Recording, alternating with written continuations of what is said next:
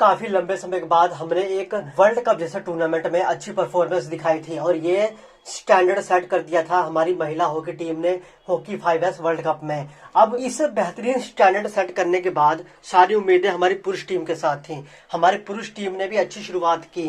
इस वीडियो में हम उनकी पूरी जर्नी पर बात करेंगे और ओलंपिक में जो हमारी टीम को जिस ग्रुप में रखा गया है ना, उस पर मैंने एक वीडियो बनाई थी। उसके ऊपर लोगों ने थोड़ी सी ना निराशा जाहिर की थी कि नहीं, ऐसा नहीं है। उन सब लोगों के लिए, उन सब लोगों की मन की शांति के लिए बेहतरीन एक छोटा सा उदाहरण के कुछ लाइनें मैंने ऐड की हैं जो कि इसी में है। आप समझ जाओगे कि वो जो मैंने वीडियो में बातें की थी वो कितनी सच है कितनी झूठ है। तो आप एक बार देख लें। तो देखो, हमारी पुरुष हॉकी टीम ने हॉकी 5S वर्ल्ड कप में शुरुआत अच्छी की।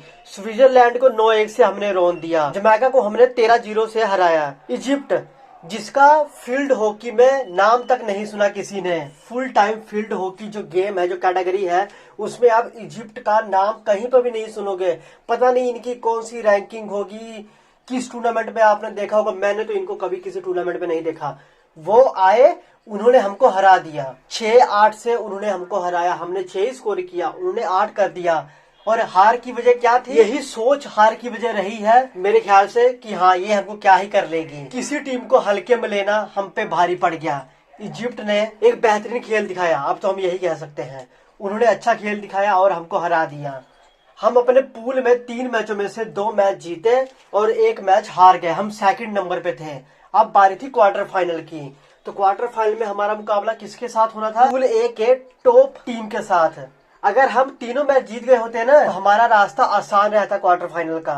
पर हम दूसरे नंबर पे थे, तो इसलिए हमारा रास्ता मुश्किल हो गया। क्यों? क्योंकि हमको पूल ए में टॉप पर रहने वाली टीम के साथ मुकाबला करना है और वो टीम है नीदरलैंड की टीम। समझ रहे हो? नीदरलैंड की टीम। और जब मैंने ये चीज देखी, ये लिस्ट देखी, तो मैं समझ गया कि आगे क्या होने वाला है। कितने % चांस हमारे हैं, कितने % चांस नीदरलैंड के हैं। और आज वो मैच था और वैसा ही हुआ जैसा मुझको लगा था। वो लिस्ट देखने के बाद हम हार गए। नीदरलैंड ने 7 गोल किए और हमने सिर्फ 4 गोल किए। हमारी महिलाओं की टीम के साथ भी यही हुआ कि अगर नीदरलैंड की टीम हमको पहले मिल जाती, जैसे क्वार्टर फाइनल, सेमीफाइनल, तो हमारी जर्नी वहीं पर खत्म हो जाती बिना किसी डाउट के। हमारी महिलाओं की टीम ने 7-2 का स्कोर किया था फाइनल में।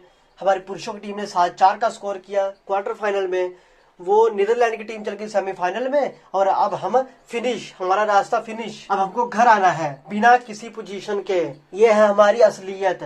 और जब मैं कहता हूँ कि हमको ओलंपिक में जिस ग्रुप में रखा गया है वो डिफिकल्ट है, वहां पर ऑस्ट्रेलिया है और भी टीमें हैं, तो हमारा जीतना वहां पर बहुत मुश्किल होने वाला है। वहां पर अगर हमको जीतना है, हमको ओलंपिक में पोजीशन हासिल करनी है, तो हमको बेहतरीन खेल दिखाना होगा। हमको ऐसा खेल दिखाना होगा जिसको देखकर नीदरलैंड, ऑस्ट्रेलिया और बाकी जो भी टीम है सब हैरान रह जाए कि ये क्या हो गया। ऐसी होगी खेलनी होगी जैसी अभी तक हमने नहीं खेली, तभी हम आगे बढ़ सकते हैं। अब नीदरलैंड की टीम को लेकर ना मेरे किसी भाई बंधु का एक कमेंट आ गया कि हमारे जो खिलाड़ी हैं हमारे नेशनल हीरो हैं, तो आप इनको कॉन्फिडेंस हाई करने के बजाय आप इनका कॉन्फिडेंस गिरा रहे हैं। ये अच्छी बात नहीं है। कुछ उनके कहने का यही मतलब था इनडायरेक्टली। तो मैं उन भाई साहब को यही कहना चाहूंगा कि ये देखो, यहाँ पर हम हार रहे हैं। सिर्फ सिंपैथी देने से ना हमारी टीम मेडल नहीं जीत जाएगी।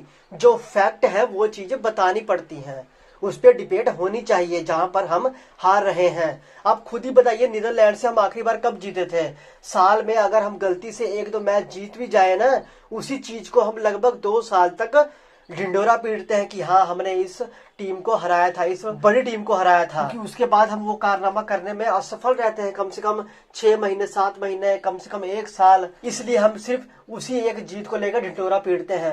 ऑस्ट्रेलिया से हम कितनी बार जीते हैं आप हमें बताइए कमेंट करके। किसी भी एक फुल सीरीज में, जो एक टेस्ट सीरीज होती है इनकी, हम कितनी बार जीते हैं? नहीं जीते। हम 5 मैचों की टेस्ट सीरीज कई बार हो चुकी है, हम एक आधे जीते हैं मैच, बाकी हम हार जाते हैं। चलो ये सब तो छोड़ दो कि हॉकी 5S एक छोटा फॉर्मेट है। यहाँ पर तो ऑस्ट्रेलिया की टीम, ना महिलाओं की टीम कुछ कर पाई, ना पुरुषों की टीम कुछ कर पाई। चलो ठीक है, इसको आप छोड़ दीजिए। हमारी टीम, जो हमारी मेंस हॉकी टीम है मेन वाली, वो साउथ अफ्रीका के टूर पर गई है। इतना तो आप सबको मालूम होगा, मालूम है ना। वहां पर 4 देशों का टूर्नामेंट खेला जा रहा है, भारत, साउथ अफ्रीका, फ्रांस और नीदरलैंड। फ्रांस के साथ हमने पहले 2 मैच खेले, एक हम जीत गए, एक 2-2 से ड्रॉ हो गया। तीसरा मैच हमने साउथ अफ्रीका को हरा दिया। चौथा मैच हमारा था नीदरलैंड के साथ, और वहां पर हमने क्या किया, हम हार गए। 1-5 का स्कोर था कुछ और हम हार गए। क्यों, यहाँ पर हम क्यों नहीं जीते? यहाँ पर भी क्या मैं सिंपैथी दे दूं? सिंपैथी देने से क्या वो जो 1-5 है वो 5-1 हो जाएगा? ऐसा हो सकता है क्या? मैं भाई से पूछना चाहूंगा कि अगर ऐसा हो सकता है तो मैं भर भर के सिंपैथी दूंगा। भाई साहब, सिंपैथी देने से हमारी टीम नहीं जीतेगी। जो फैक्ट है उसको सामने रखने से, उसमें इम्प्रूवमेंट करने से हमारी टीम मेडल जीतेगी। सिंपैथी दे देकर ही पिछले 40-50 सालों में हमने कुछ अचीव नहीं किया। अगर इन्हीं चीजों पर डिबेट हो तब इम्प्रूवमेंट होती है। जो गलतियां हो रही हैं उसमें तब इम्प्रूवमेंट होती है। क्रिकेट गेम में एक छोटी सी गलती में, एक छोटी सी सीरीज में, एक छोटा सा मैच हम हार जाते हैं जिसकी कोई वैल्यू नहीं है, पर फिर भी उस पर डिबेट होती है। हर न्यूज चैनल पर उनके मैनेजमेंट में डिबेट होती है। क्यों? क्योंकि वो इस चीज की वैल्यू समझते हैं। चलो ठीक है, इसको भी भूल जाओ। ये छोटे मोटे जो टूर्नामेंट हो रहे हैं इसको आप भूल जाओ। मैं भी कहता हूँ कि चलो कोई बात नहीं, भूल जाओ, इसकी कोई जरूरत नहीं। यहाँ पर हम हार गए, कोई जरूरत नहीं। पर जो वर्ल्ड कप और ओलंपिक जैसा टूर्नामेंट है वहां पर हम क्यों नहीं जीत रहे हैं? वहां पर जीतना चाहिए ना। वहां पर अगर वो जीत जाते हैं, जाकर पोजीशन हासिल करते हैं, फिर तो कोई बात नहीं। छोटे मोटे सीरीज में ये हारते रहे चलेगा। पर अगर हमारी टीम वहां पर हार जाएगी तो मीडिया में क्या बातें होंगी, मैनेजमेंट में क्या बातें होंगी मालूम है? कि हमारी टीम का कॉन्फिडेंस तो पहले ही लो था, हमारी टीम तो पिछले कई टूर्नामेंट से हार रही थी, ऐसे बातें होंगी। और अगर हमने पोजीशन हासिल कर ली फिर तो चलो वाहवाही होगी ही। और मैं आपको बताता हूँ, ऐसे अचानक से पोजीशन हासिल नहीं हमारी टीम कर सकती, ये फैक्ट है। क्यों?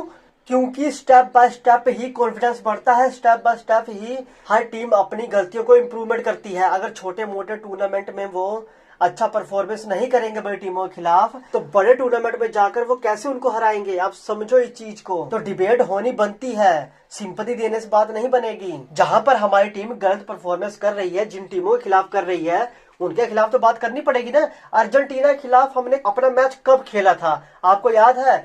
हमारी महिलाओं की टीम ने कब अपना आखिरी मैच खेला था अर्जेंटीना के खिलाफ, क्या आपको याद है? अगर आपको याद है तो मुझे बताइए। क्या ये हॉकी इंडिया की कमजोरी नहीं है कि वो उन देशों के साथ टूर्नामेंट क्यों नहीं फिक्स कर पा रही जिनके खिलाफ हम साल में कहीं गलती से एक बार खेल लिए तो खेल लिए? ऐसा क्यों है कि हम ऐसा नहीं कर पा रहे हैं? क्या उनके साथ हमारे रिलेशन अच्छे नहीं है? कोई ना कोई बात तो हो। हम हर बार स्पेन के खिलाफ ही क्यों खेलने के लिए चले जाते हैं, फिर भी हम उनके खिलाफ हार रहे हैं। ऑस्ट्रेलिया के साथ हम साल में एक बार खेलते हैं, पिछले कुछ समय से हम नीदरलैंड के खिलाफ खेलना शुरू हुए हैं। इंग्लैंड के खिलाफ, इंग्लैंड कह लो या ग्रेट ब्रिटेन कह लो, कुछ भी आप कह लो, उनके खिलाफ हमने आखिरी बार कब ऐसे टेस्ट सीरीज खेली थी जैसा कि हमने ऑस्ट्रेलिया के खिलाफ खेला?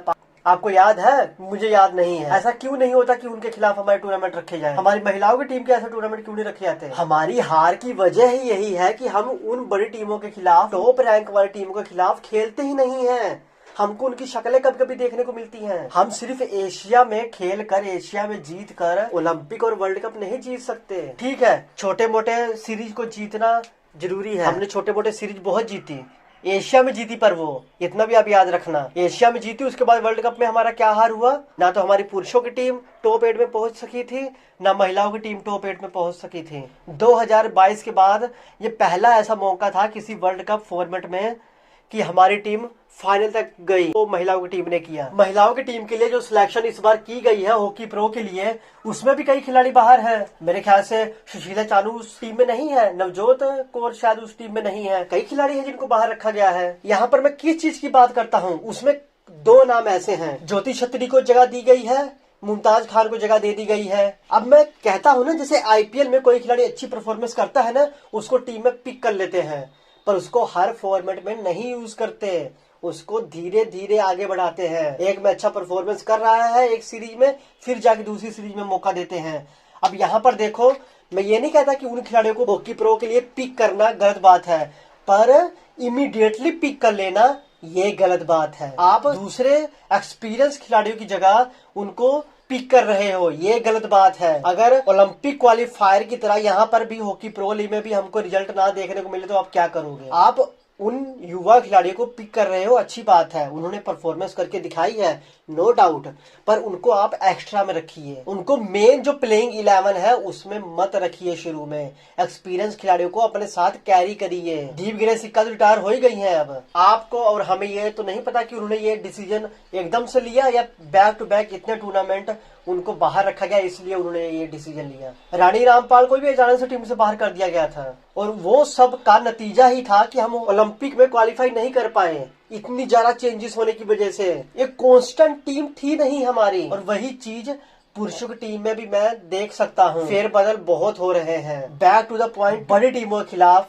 हम कैसे जीते, ओलंपिक में जिस हम ग्रुप में रखा गया है वहां पर हम क्या करेंगे। क्या आपको समझ आती है कि वहां पर हम जीत पाएंगे नहीं जीत पाएंगे। जिस तरह की परफॉर्मेंस हम दे रहे हैं छोटे मोटे इस टूर्नामेंट में, क्या उस तरह का परफॉर्मेंस कैरी करके हम ओलंपिक में मेडल जीतेंगे? नहीं जीतेंगे। अब हमारे पास आखिरी मौका है, वो है हॉकी प्रो लीग। यहाँ पर हमको खुद को साबित करना होगा। हाँ, यहाँ पर हमें अपनी तैयारियों को एक बार फिर से परखना होगा। बड़ी टीमों के खिलाफ हमारा मुकाबला होना है। महिलाओं की टीम की मैं बात नहीं कर रहा है क्योंकि वो तो पहले इस डिबेट से बाहर हो चुकी हैं, क्योंकि वो ओलंपिक के लिए नहीं जा रही।